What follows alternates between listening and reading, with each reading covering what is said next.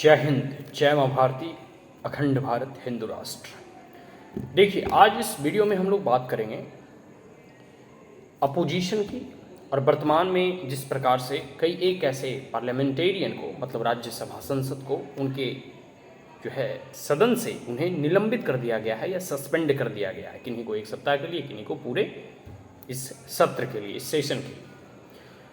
सबसे बड़ी बात है, पता है, जब आज़ादी हमें मिली तो ये जो वेस्ट मिनिस्टर मॉडल है या प्राइम मिनिस्टरशिप का जो मॉडल है, ये जो कॉन्सेप्ट है या लोकतंत्र का पूरा मॉडल हमने ब्रिटेन वगैरह से अडॉप्ट किया।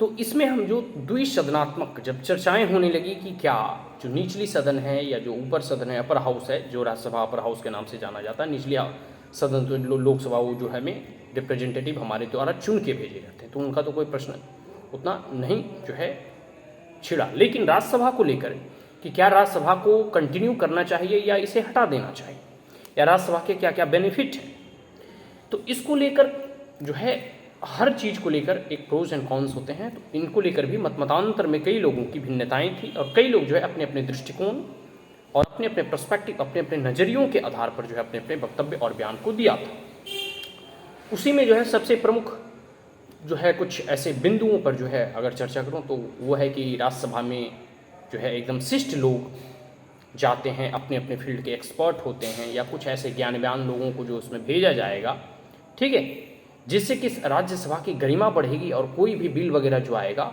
उसमें वो अपने पॉइंट ऑफ व्यू को अच्छे से दे पाएँ। तो ये तो पहला जो है पॉइंट है। दूसरा पॉइंट है कि कोई भी गवर्नमेंट अगर चुनकर आती है और वह फुल मेजोरिटी के साथ आती है तो हो सके कि लोकसभा में जो मन में आए वह बिल को पारित करके और देश में अराजकता की या फिर एक प्रकार से तानाशाह की स्थिति उत्पन्न हो सकती है। इसके लिए एक राज्यसभा का होना जरूरी है जहां की कोई भी बिल को दोबारा डिलिब्रेट मैनर में डिस्कशन डिबेट किया जा सके। ये दूसरी चीज है।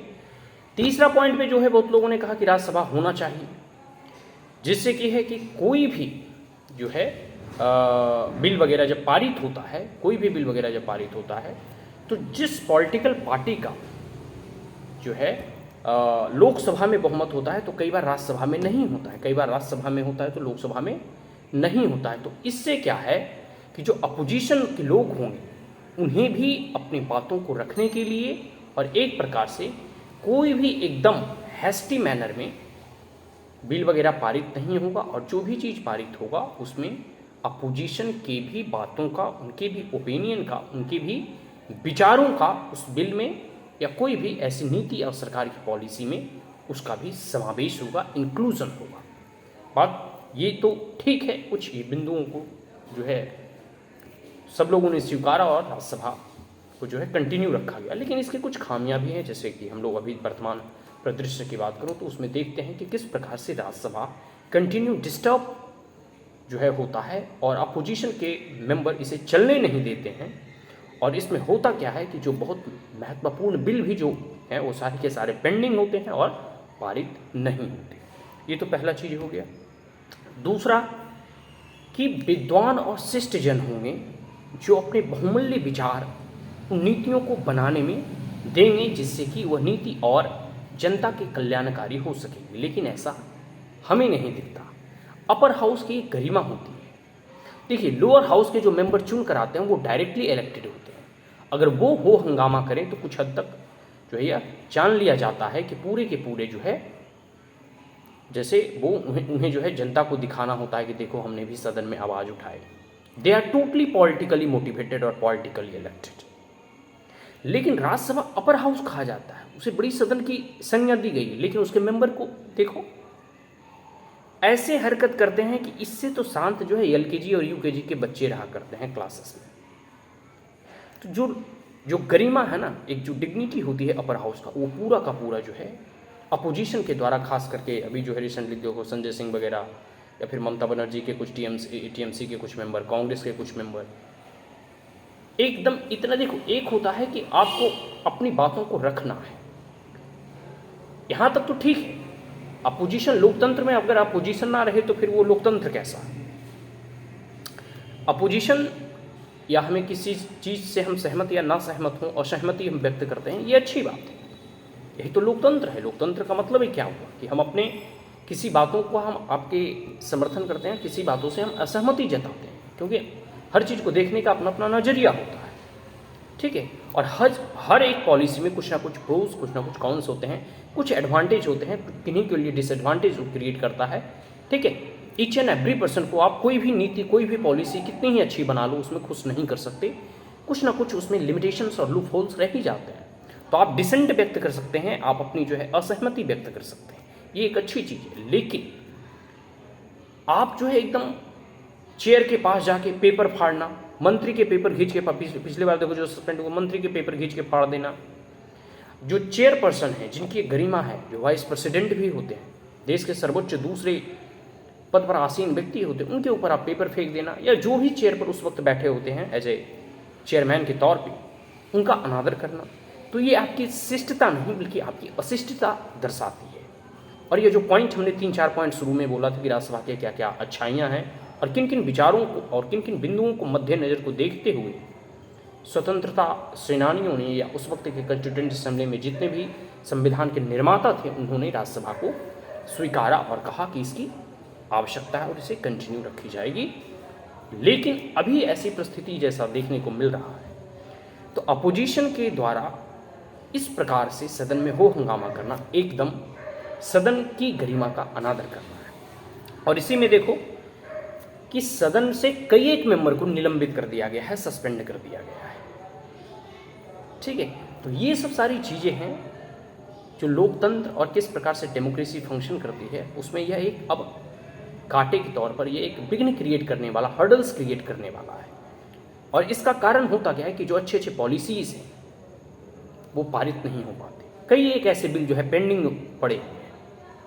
आपने जीएसटी के बारे में आपको मालूम होगा, जीएसटी को पारित कराने में बीजेपी गवर्नमेंट और प्रेजेंट गवर्नमेंट जो हमारी सरकारें हैं उनके पास बहुमत नहीं थी, तो कितने जो है चने चबाने पड़े। तो कभी कभी यह सदन जो है राष्ट्र के निर्माण में, राष्ट्र की उन्नति में और प्रगति में बाधक बन जाती है। और वह बाधक सदन नहीं बल्कि सदन में वैसे पार्लियामेंटेरियन होते हैं जो कि जिन्हें कि अपने बिंदुओं को रखना चाहिए, अपनी बातों को रखना चाहिए, लेकिन अपनी बातों को वो नहीं रखते बल्कि सिर्फ हो हंगामा करते हैं ताकि उन्हें पॉलिटिकल माइलेज मिल सके।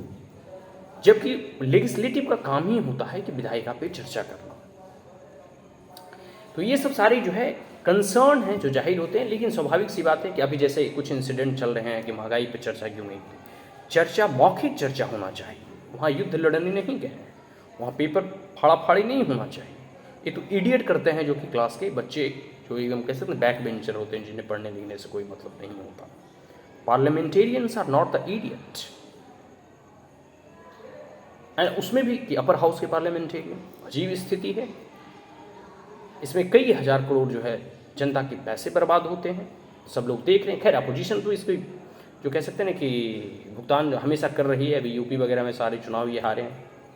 इनका हर एक जो मुद्दा है वह मुद्दे के तौर पर बिंदुओं के आधार पे तार्किक जो है तर्कसंगत अगर कुछ चीज़ें कही जाए तो ठीक है, अन्यथा जो मन में आ रहा है जैसे हंगामा करना है करो। ये एक अलोकतांत्रिक तरीका है और वो लोग लोकतंत्र की दुहाई देते हैं, वो लोग लोकतंत्र की बात करते हैं जिनके हर एक स्टेप जो है अलोकतांत्रिक होता है। तो ये सारी चीज़ें जो है आने वाले समय में देखिए, अभी तो कई एक मेंबर्स जो है सस्पेंड हुए हैं।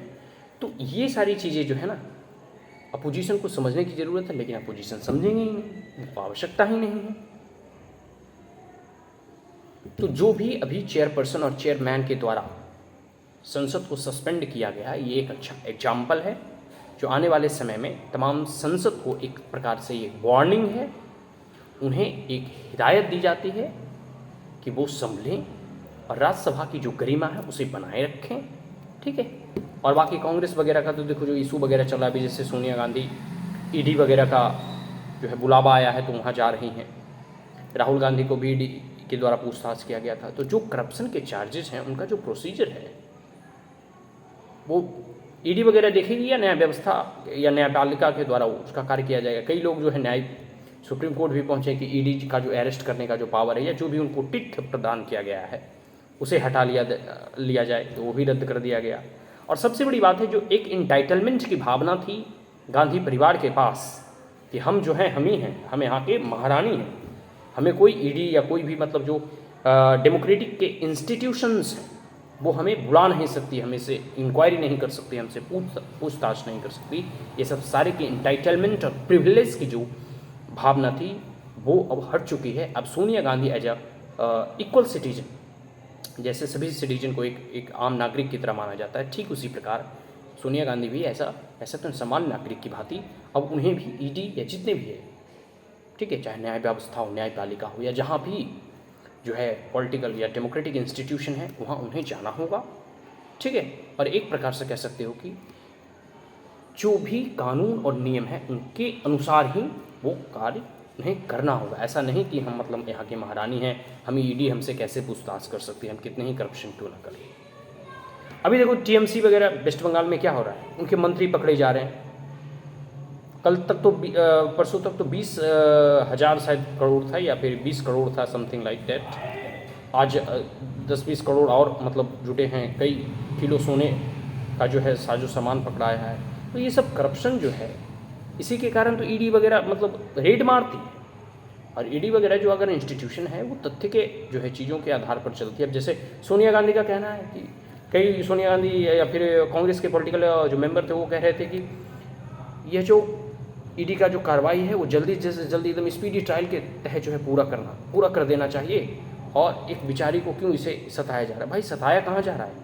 ईडी को बनाया कांग्रेस के द्वारा गया है, ईडी की जितने भी शक्तियाँ प्रदान की गई हैं वो यूपीए सरकार के द्वारा की गई है। तो कह सकते हैं कि यह इंस्टीट्यूशन आपके द्वारा इस्टेब्लिश की गई है और आज आप ही इसके चंगुल में आए हैं। तो आप कहते हैं जल्दी स्पीडी ट्रायल भी अगर होगा तो ईडी के कोर्ट के मतलब ईडी के निर्णयों के बाद आप जो है लोअर कोर्ट, फिर हाई कोर्ट, फिर सुप्रीम कोर्ट में चुनौती देंगे। तो जो प्रोसीड्यूर्स हैं, जो रूल ऑफ लॉ है, उसे तो आपको फुलफिल करना होगा, उसे तो फॉलो करना ही है। तो आपके अंदर जो इंटाइटलमेंट की भावना थी वो अब आपको नहीं मिलेगा। यह जो है लोकतंत्र है जहाँ सभी जो है नागरिक हैं बराबर है, सभी के लिए नियम कानून बराबर है, ठीक है। तो आज के लिए इतना ही। और यह चेयरपर्सन के द्वारा जो कह सकते हो ना कि ये कुछ मेंबर्स को सस्पेंड करके एक अच्छा एग्जाम्पल सेट किया गया है, मैं इससे खुश हूँ। और मैं कह सकता हूँ कि इससे आने वाले समय में देखिए क्या इम्प्रूवमेंट होती है और किस प्रकार के जो है ऊपरी सदन में, जहाँ की एक विचार विमर्श चिंतन मनन का एक सदन होना चाहिए, उनमें क्या इम्प्रूवमेंट आती है।